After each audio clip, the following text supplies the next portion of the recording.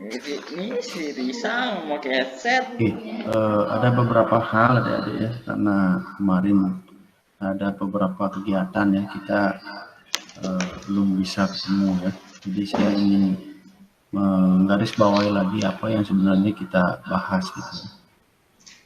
Sebelum saya lanjut, presentasi saya sudah muncul ya.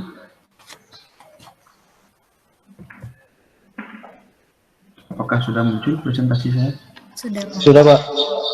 Nanti kalau tidak muncul bisa diinfokan ke saya ya.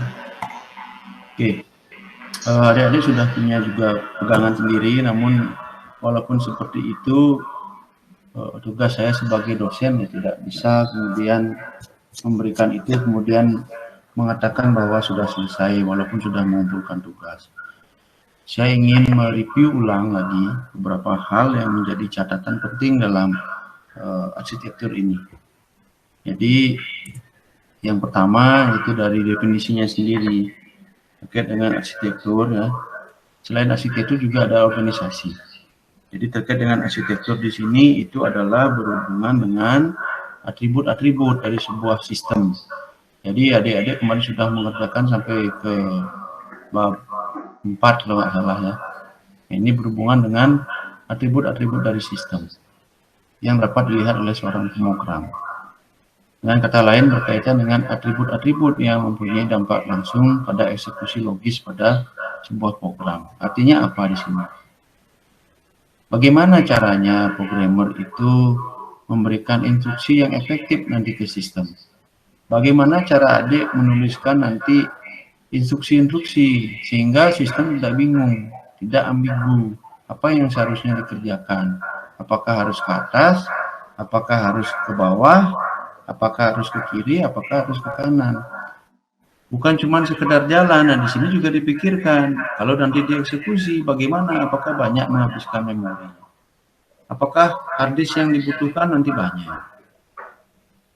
Kemudian apakah nanti berhubungan dengan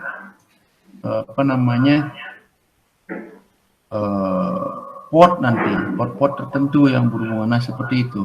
Jadi dalam pemrograman ini akan bermanfaat sekali nanti dengan pemahaman adik ini.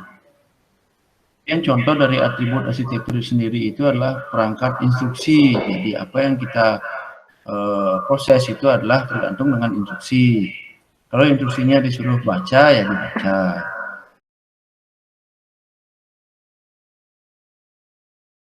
Sebuah komputer dalam definisi yang sederhana. Namun sekarang kan tidak seperti itu. Komputer kompleks sekali. Jadi fungsinya ngapain? Bisa mengolah data, bisa menyimpan data, bisa memindahkan data, dan bahkan bisa mengontrol. Nah, kalau kita lihat dengan kecanggihan smartphone yang ada di sini, bisa nggak smartphone-nya mengolah data?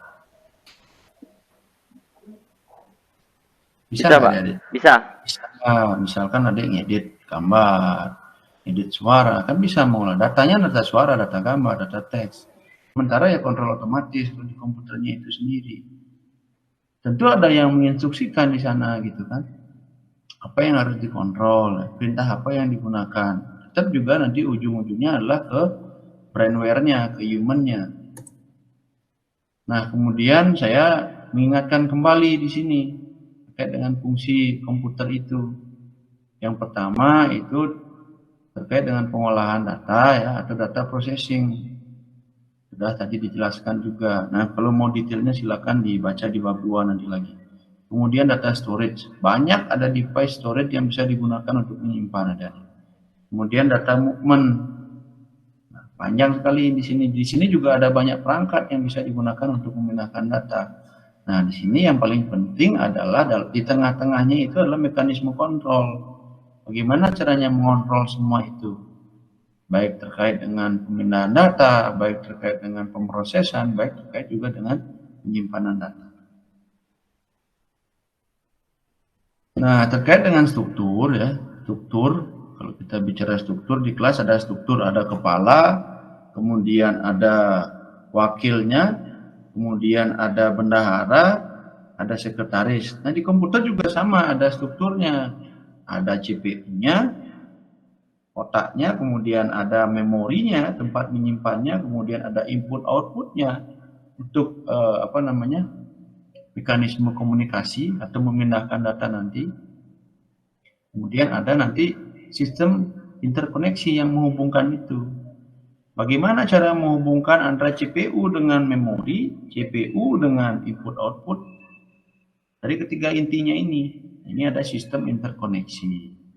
Itu ada di bab 3 ya. Silakan nanti dipahami. Apa kira-kira sistem interkoneksi yang digunakan untuk menghubungkan ketiga itu?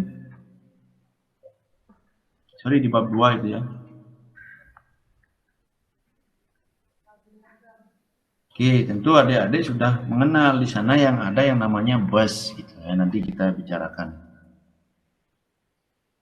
Oke. Di sini dia ada line communication line, satu garis komunikasi. Kemudian ada perangkat atau peripheralnya di sini. Kalau kita ngomong input output ini kan panjang. Input output banyak sekali juga tipenya dengan berbagai macam karakteristiknya, beda-beda. Memori juga banyak sekali ada dengan berbagai macam karakteristiknya. Kalau ini dijelaskan detail ya nggak selesai-selesai nanti. CPU apalagi lebih banyak lagi, nah seperti itu. Kalau ini dibahas mungkin di elektro ya 1 semester juga tidak selesai kan seperti itu. Karena bahasnya sampai deep ya, sampai ke dalam seperti itu.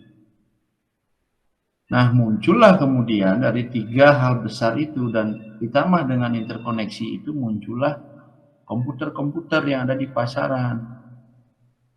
Itu ada di bab 3 ya. Kalau digrupkan itu dari tahun 1834 ya, sudah muncul di sana komputer sampai tahun 1990.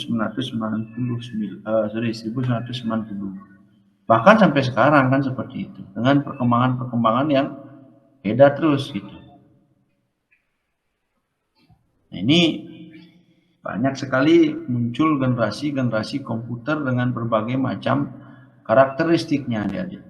Ya, jadi kalau kita lihat dari sejarah komputer itu kan awalnya dari tabung hampa, kemudian muncul kemudian konsepnya ada dia transistor, kemudian muncul dia konsepnya ada dia di sana rangkaian terpadu atau IC.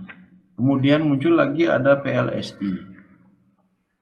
Kemudian yang terakhir sekarang sudah menggunakan sensor-sensor ya, yang berhubungan dengan komputer generasi kelima yang sudah ke arah cerdas di sana. Jadi konsepnya sudah banyak sekali yang diadopsi. Saya ingin mengingatkan bahwa konsep ini ya dari von Neumann ini masih bertahan sampai hari ini. Jadi ada CPU, berhubungan dengan input, berhubungan dengan output, ya, berhubungan dengan memori, dan berhubungan dengan control unit. Kalau adik-adik tidak percaya, bisa nanti dicoba di komputernya CPU-nya dicabut. Atau CPU-nya dipasang, memorinya dicabut. Atau nanti nggak percaya, ya udah layarnya dihilangkan. Masih bertahan konsep von Neumann yang luar biasa itu dari tahun apa ini? 1952 sampai hari ini masih bertahan konsep yang dipakai ya, cuman implementasinya saja yang mungkin ada beberapa perbedaan. Konsepnya masih tetap dipakai.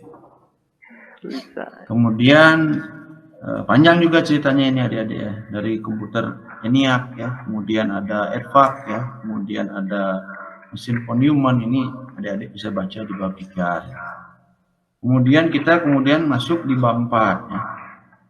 Setelah ada komputer, tentu ada yang cepat, ada yang lambat gitu kan. Dicari di sini masalahnya apa ya, CPU-nya dibenerin. Biar cepat dia gimana caranya kan seperti itu kan.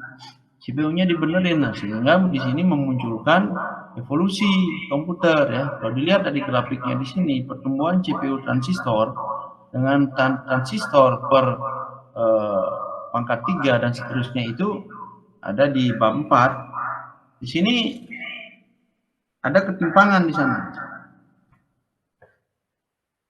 Jadi ada ketimpangan ya. Jadi setiap tahun itu membutuhkan transistornya, banyak sekali membutuhkan transistor atau perlu peningkatan yang signifikan gitu ya. untuk menghasilkan CPU yang cepat. Nah, seperti itu. Jadi adik-adik sekarang sudah bisa rasakan hard disk dengan flash disk itu mungkin, atau dengan micro SD. Nah, ini dengan sudah semakin dekat hubungannya kan. Kalau dulu hard disknya itu lambat sekali, sehingga begitu menghidupkan komputer bisa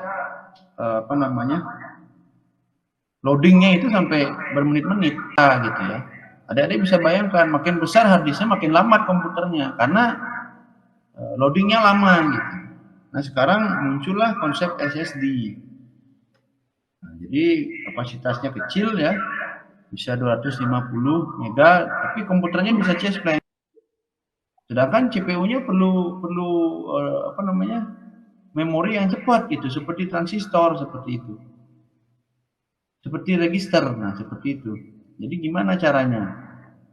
Nah, di sini masih risetnya ketimpangan. Nah, kalau dikasih memori yang besar lambat.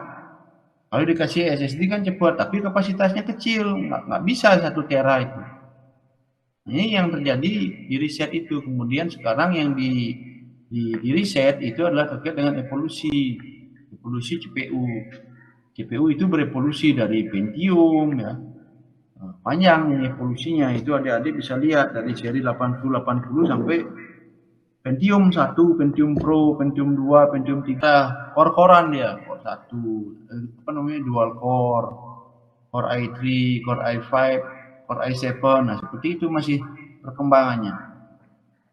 Kemudian dulu ada perusahaan hebat juga, IBM namanya. Jadi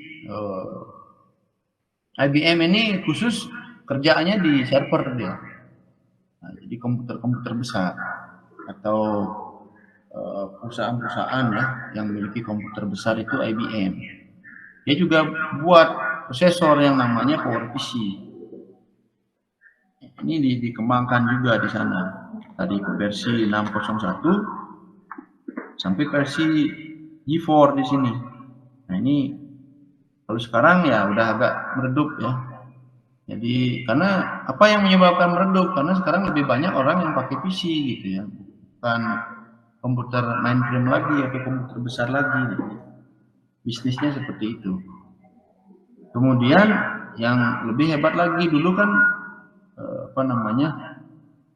sempat ada isu bahwa Mac ya menggunakan Intel gitu kan. Nah, sekarang yang hebat itu adalah Mac sudah buat prosesor sendiri. Adik-adik mungkin tidak tahu ya, ada Motorola dulu. Kalau saya waktu SMA, HP yang terkenal ya salah satunya adalah Motorola. Kemudian perusahaan yang besar adik-adik pada waktu saya baru kuliah itu Sun Microsystem namanya, di Java juga. Kemudian bangkrut itu Sun Microsystem. Kemudian perusahaan disusul juga dengan perusahaan-perusahaan yang besar-besar juga, Adobe juga bangkrut gitu kan. Sehingga sekarang Makromedia juga bangkrut ya. Jadi tidak kuat di pendanaannya, bangkrut ya. Jadi software besar itu bangkrut juga. Awalnya Sun juga adalah perusahaan besar, Sun Microsystem, ini juga buat prosesor Transpark namanya. Adobe sekarang diadopsi sama apa ya, kalau nggak salah ya.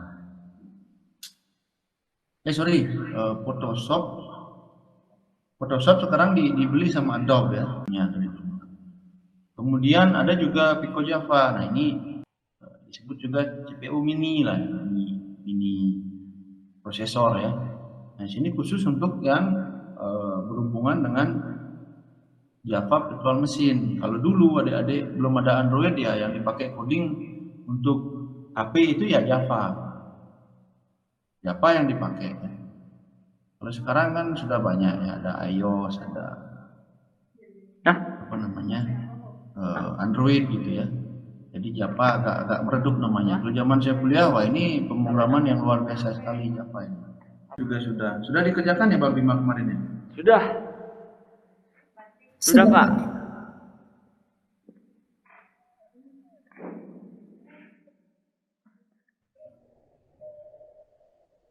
Halo, suara saya masih masuk ya? Masih Pak. Masih Pak. Udah ngerjain bab 5 apa belum? Sudah, Sudah, Pak. Pak. Nah, ini adik-adik ngerjain bab 5 kemarin itu kan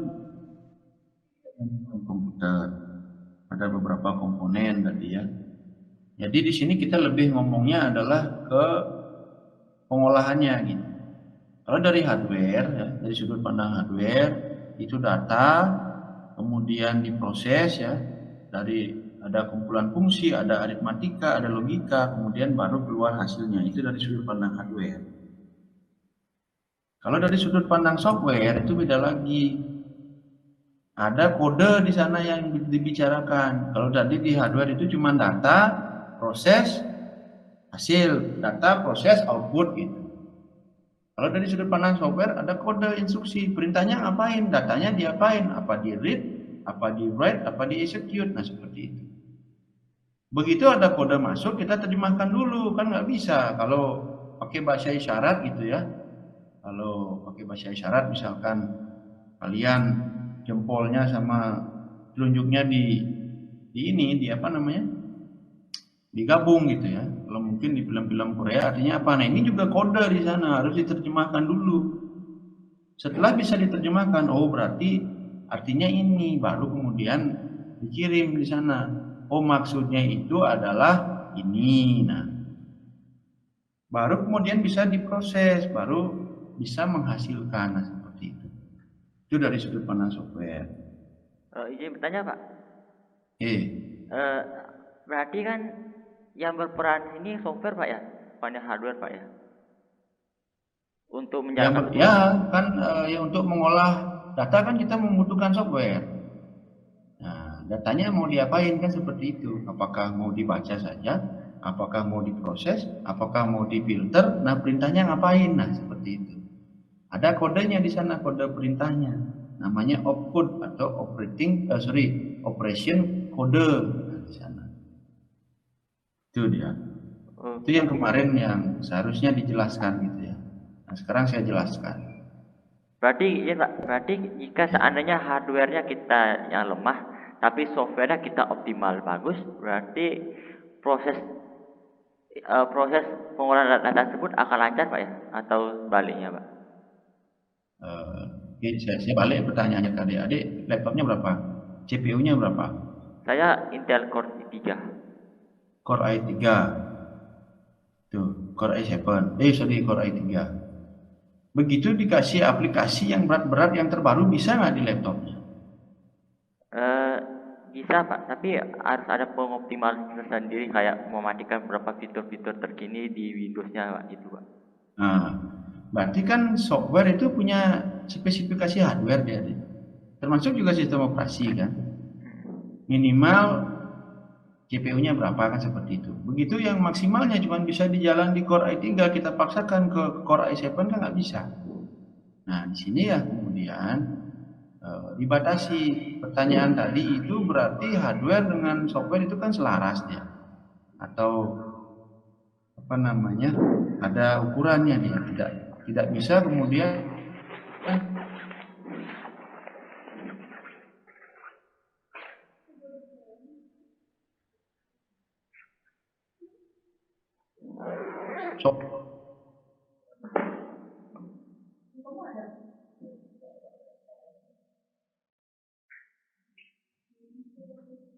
mungkin bisa dipahami ya seperti itu ya. Jadi sudah ada pasangannya dia. Kalau hardware-nya adalah seperti ini, di Core i3 seperti laptop saya juga, itu begitu ada Windows yang terbaru belum tentu bisa diinstal kan seperti itu. Kemudian begitu ada Photoshop yang terbaru ya dengan high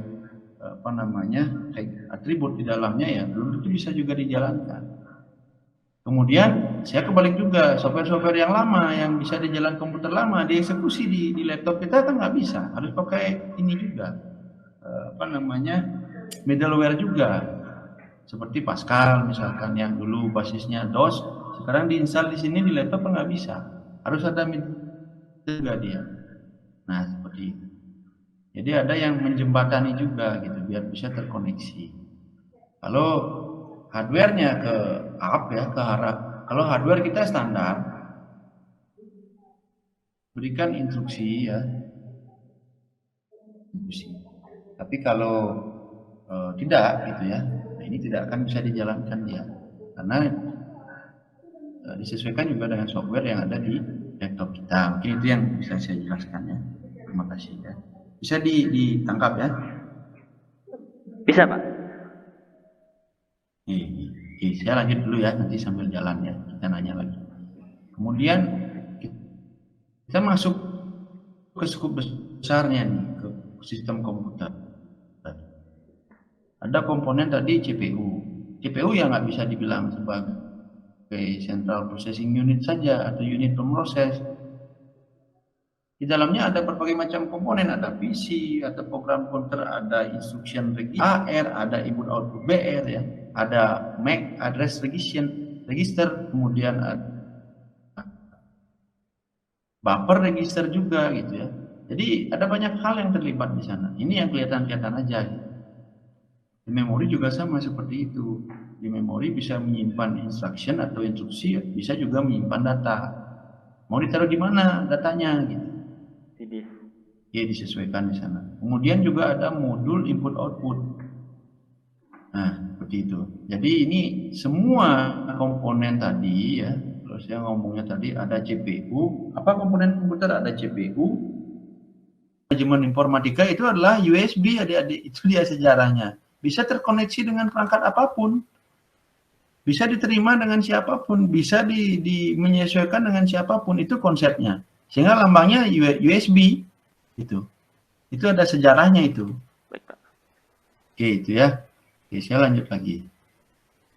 Nah, kemudian ya di sini ya, dari komponen komputer ya, kita ngomongin dari yang konsepnya. Ada jalur data for human, lihat ya, bongkar ya di apa namanya, di CPU atau lihat di memori, atau adik-adik lihat di motherboard. Jalur-jalur di sana, garis-garis itu. Itulah busnya. Ada jalur data, ada jalur input output ya. Nah, kasarannya gitu dia bus itu, yang kita lihat ya, jalurannya itu. Nah, ada di sini register, ada ALU ya, arithmetic logic unit, nah ada juga control unit. Itu semuanya ada dalam CPU.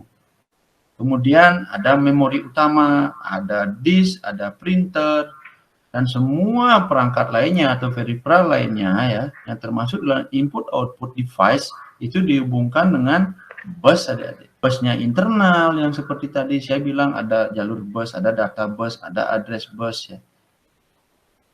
Kemudian realnya atau fisiknya itu USB yang adik-adik lihat itu adalah salah satu contoh dari bus untuk memudahkan kita menukarkan data. Kemudian setelah datanya bisa ditukar, diapakan? Nah, seperti itu. Ini ceritanya ke bab 6 dia. Kita mengenal dengan namanya adalah instruksi. Kalau dia mau eksekusi, baru lanjut ke sini, ke eksekusi ini. Nah, ini mau diapain? Eksekusi. Ini perintahnya ngapain? Dieksekusi. Ini perintahnya ngapain? Dieksekusi. Dia nengok. Halo gitu, ada orang gitu. Ada orang nggak gitu kan di rumah? Adik-adik cuma nengok aja. Ya, ada. Udah selesai, itu ngepet saja. Izin saya mau masuk. Nah, ini sudah masuk eksekusi adik-adik. Boleh nggak saya masuk? Kan nanya adik-adik kalau bertamu kan. Oh nggak boleh, ya udah selesai, hal berarti. Boleh masuk nggak saya? Boleh. Oh silakan masuk Pak, silakan masuk Bu. Baru dieksekusi berarti perintahnya kan. Baru masuk. Baru terjadi proses ini. Start, fetch, execute. Hal. Atau lanjut lagi ke proses yang lain, nge-paste lagi. Setelah masuk ke rumah ada perintah ngapain lagi? Ada teh nggak? Ada kopi nggak? Oh, dibuatkan teh sama buatkan kopi. Mau teh nggak? Bapak adik-adik nawarin. Nggak, saya nggak ngeteh. Saya sukanya kopi. Oh, dieksekusi lagi perintah itu. Dibuatkan ke dapur, dieksekusi lagi. Senang jajan nggak? Senang. Oh, dieksekusi lagi. Diambilkan ke dapur lagi. Kan itu. Sama di komputer juga sama seperti itu. Itu kasarannya kan kayak gitu dia. Saya ngomongnya biar adik-adik terbayang gitu. Apa yang di fetch, apa yang dieksekusi. Karena perintahnya harus dibaca dulu petunjuknya. Kalau nggak ngerti petunjuk, gimana caranya ngeksekusi? Tolong 0 atau 1, atau biner apa heksadesimal, atau oktal di sana gitu perintahnya dia. Nah, itu di bukunya sudah dituliskan. Nah, ini contohnya di instruksi ini perintahnya. Nah, tentu adik melihat tabel ini akan bingung sendiri gitu. Instruksinya ngapain? Silakan dibuka di bukunya masing-masing. Ada beberapa perintah di sana adik-adik. Di tabel 6 1 itu ada perintahnya move. Move itu adalah dituliskan dengan kode apakah 1, apakah 2, apakah 3, tergantung sekarang CPU-nya. Ada load juga, ada store. Load itu menjalankan data, store menyimpan data. Di tabel 61 ya. Push memasukkan data, pop mengambil data. Aritmatikanya ngapain? Ada nambahkan, ada mengalihkan, ada membagi, ada increment, ada decrement, nah seperti itu. Saya kasih perintahnya di sini, ada perintah 0001, itu adalah perintahnya muatan AC dari memori. Perintah 0010 itu perintahnya adalah simpan AC ke memori, itu harus dipahami betul sama komputer. Perintah 0101 adalah menambahkan AC dari memori. Nah, itu perintahnya adik-adik ya. Sekarang gimana tabelnya? Ada tabel di sini. Ini alamat memorinya di alamat 300. Ini di bawahnya 301. Ini di bawahnya di alamat memori 940, 941.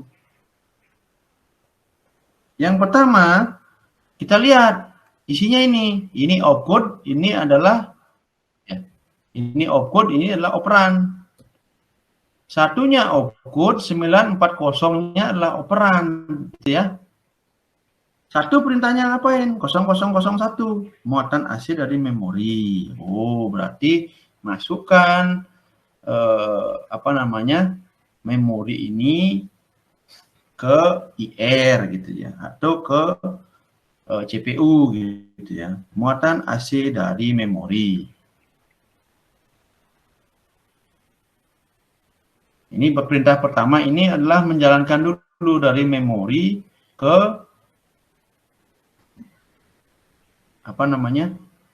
ke IR, dipindahkan dulu ya ke PC 300. Ini PC-nya adalah program counternya 300, AC-nya masih kosong, IR-nya adalah atau instruction registernya adalah 1940. Oke. Ini belum apa-ngapain deh ya, ini ya. Kemudian step kedua, dilihat di sini. Satu itu adalah perintahnya muatan AC dari memori. Nah, itu dia kalimatnya. Memorinya alamatnya berapa? Dilihat di IR di sini. Memorinya adalah dari alamat 940. Nah, 940. 940 isinya adalah 0003. Karena perintah 1 di depan ini, opcode ini adalah memindahkan isi dari memori itu ke AC atau ke akumulator, maka pindahkan adalah isi dari memori di alamat 940 ini ke akumulator atau ke AC. Nah, isinya berapa? 0003, kita pindahkan. Ini baru satu perintah. Selesai kan? Kemudian, karena pemrosesan di memori adalah sekuensial atau berurutan, setelah alamat 300 diproses, dilanjutkan dengan alamat yang berada di 301.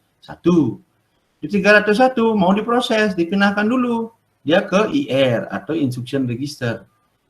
Diterjemahkan dulu di sana. Oh, opcode-nya 5. Memorinya adalah 941. Operannya adalah 941. Opcode-nya 5. 5 artinya ngapain? 5 itu kalau adik-adik terjemahkan dari bilangan biner, itu adalah 101. Nah, itu dia. 101. Kalau 1 itu adalah 1, kalau 2 adalah 10 ya. Kalau 3 adalah 11 ya, atau 11. Kalau 4 adalah 100, kalau 5 adalah 1. Iya. Bilangan binernya. 101 perintahnya adalah tambahkan AC dari memori. Dari memori berapa yang ditambahkan? Nah, kita lihat di IR. Sekarang memori yang dituju bukan 940 lagi, tapi 941. 941 isinya apa? Isinya adalah 0002. AC isinya berapa? Tadi 0003. Berarti 3 tambah 2 itu nilainya adalah 5.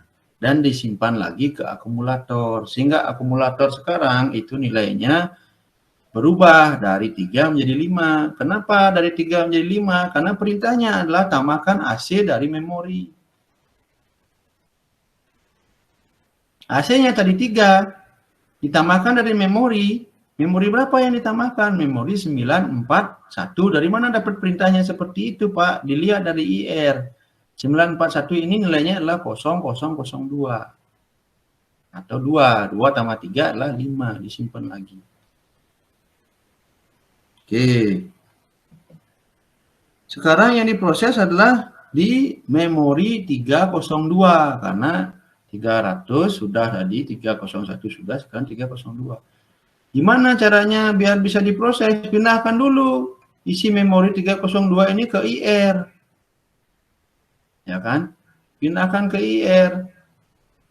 IR sekarang isinya berubah dari 5941 sekarang menjadi 2941. Kenapa seperti itu? Karena sekarang yang diproses adalah memori di alamat 302 atau di PC 302.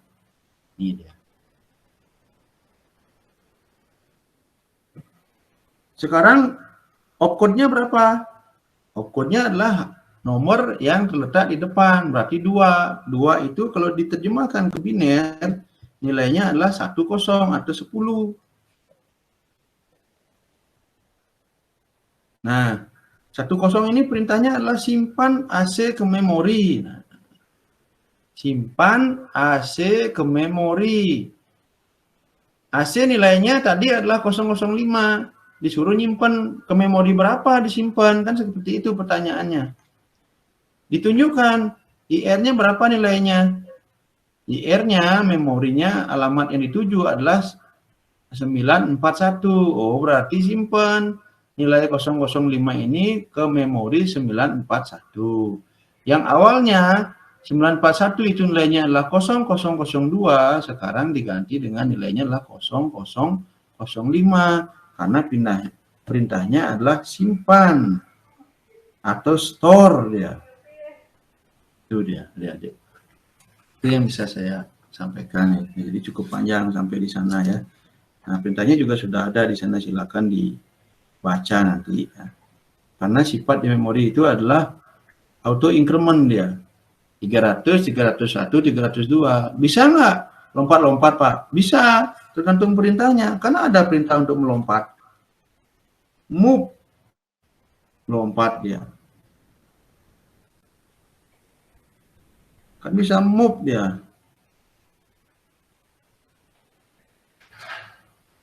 Itu dia. Nah, jadi itu yang bisa saya sampaikan ya di pertemuan kali ini. Saya rasa mudah-mudahan bisa memberikan makna lah atau pemahaman adik-adik gitu ya dari apa yang sudah dibaca kemarin gitu ya, dilengkapi nanti.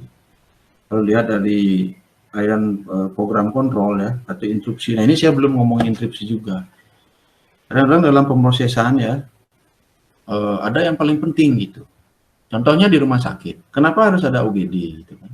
Padahal bangsal gitu ya. Kenapa kalau orang sakit kok nggak langsung dimasukin aja Pak ke kamar gitu ya? Nah itu adalah kata kuncinya instruksi adik-adik. Ada hal yang lebih penting gitu, yang harus dikerjakan. Ada orang kecelakaan. Itu yang diutamakan, dimasukkan ke UGD dulu yang gawat darurat, dicek dulu gitu. Karena kalau tidak dibantu ini 5 menit bisa mati. Atau sekian detik bisa nggak bernapas, mati gitu ya.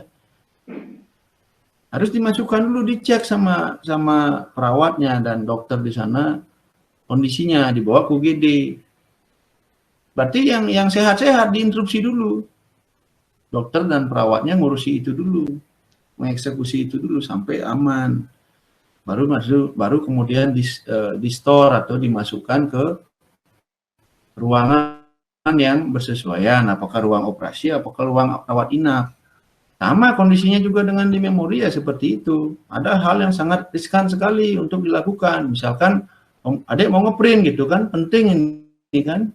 Oh ngeprintnya yang diutamakan, ngeprint dia. Oh dia mau presentasi, presentasinya yang diutamakan. Menampilkan presentasi dia. Kan tergantung dengan kondisi kita butuhnya ngapain. Ada hal-hal yang urgent yang harus dilakukan. Sehingga dibuatkan aliran program kontrolnya di sana kalau ada instruksi seperti apa. Nah ini bisa adik-adik lihat di gambar 64. Ada yang pakai instruksi di sana. Kalau pakai instruksi beda lagi siklus patch-nya. Itu di halaman 65. Ada di sana tambahannya adalah interrupt cycle atau untuk siklus untuk instruksi di sana. Itu yang bisa saya sampaikan adik-adik ya. Semoga nanti bisa meningkatkan pemahamannya dari apa yang sudah dipelajari kemarin gitu ya. Jadi itu yang bisa saya sampaikan. Mungkin ada pertanyaan silakan ya. Panjang baca macam-macam gitu. Saya rasa sudah membaca ya, sudah mengerjakan gitu ya. Sampai bercerita seperti itu ya prosesnya panjang gitu. Silakan Gede. Izin bertanya Pak mengenai Bapak kan tadi sempat bersinggung sama USB Universal Serial Bus. Apakah PCIe juga termasuk dalam PCIe? Apakah juga termasuk dalam USB Pak? Kan dia juga yang saling mentransfer data dari dari komponen 1 ke komponen 2 Pak. Suaranya coba diperbesar lagi dikit, kecil suaranya. Apakah apa termasuk dalam USB? Apakah PCIe, port PCIe yang biasa digunakan di VGA? Oh, PCI. Ya. PCI maksudnya? Ya, PCI. Ya beda, dia kan port dia. USB pun juga punya port dia. Jadi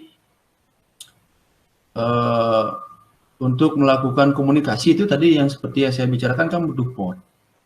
Kalau saya misalkan mau ngakses ke rumahnya gede, tentu portnya gede beda. Oh ada gapuranya, rumahnya di mana misalnya di Sambangan nomor 5, kan beda portnya. Kalau saya ke rumahnya Christine jauh lagi ke mana namanya, ke Sumatera, lebih jauh lagi portnya, beda lagi portnya di sana gitu. Kemudian kalau saya ke rumahnya Risa ya beda lagi portnya, alamatnya beda, portnya juga beda. Ke Gede Dananjaya juga pasti beda portnya, seperti itu kondisinya. Jadi begitu kita membuat sebuah komunikasi beda-beda semua. Kalau kita berhubungan PCI ya port PCI yang kita gunakan. Kalau kita USB ya portnya ya adalah port USB. Ini juga adalah masuk dalam sebuah sistem interkoneksi atau cara kita untuk melakukan koneksi atau membangun hubungan kan melalui port seperti itu. Kalau USB kan salah satu contohnya saja di sana, bentuk real dari bus tadi. Tuh, karena ada bus dia. Bus itu jalur dengan port itu beda dia. Nah, kalau adik mau ngomongnya port itu cuman baru di pintu gerbangnya aja. Kalau adik mau masuk ke tol Bari Mandara ya portnya di tol Bari Mandara itu baru masuk ke pintu gerbangnya saja. Tapi kan adik belum masuk ke jalurnya gitu. Jalurnya adalah adik-adik harus masuk ke dalam, menelusuri itu, mengikuti belok kanan, belok kiri dan seterusnya seperti itu. Itu jalurnya dia. Kalau port itu cuma gerbangnya saja. Kalau saya analogikan seperti itu. Kalau adik misalnya menggunakan USB ya pakai colokan USB. Ya pakai harus ada port USB di ininya, di laptopnya, di komputernya. Port USB itu sudah nempel di masing-masing komputer dan laptop. Sekarang kalau biar terkoneksi kan harus jalur dia dihubungkan dulu baru kemudian jalurnya connect kan seperti itu. Kayak di jalur git-git lah. Kan portnya sudah dibuat tapi kan belum ada koneksi. Di jalur-jalur yang baru itu kan sudah dibangun dia apa namanya? Port-port baru ya untuk menghubungkan jalan-jalan itu. Tapi kan belum terkoneksi. Begitu nanti terkoneksi dia baru jadi bentuk jalur kan seperti itu. Itu mungkin Gede bisa saya sampaikan ya.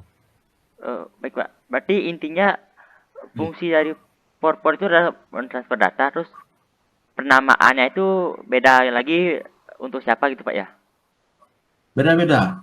Kalau seperti apa namanya PCI ya, kebutuhannya ya untuk ke LCD mungkin. Kalau dulu ada dia port VGA, nah seperti itu.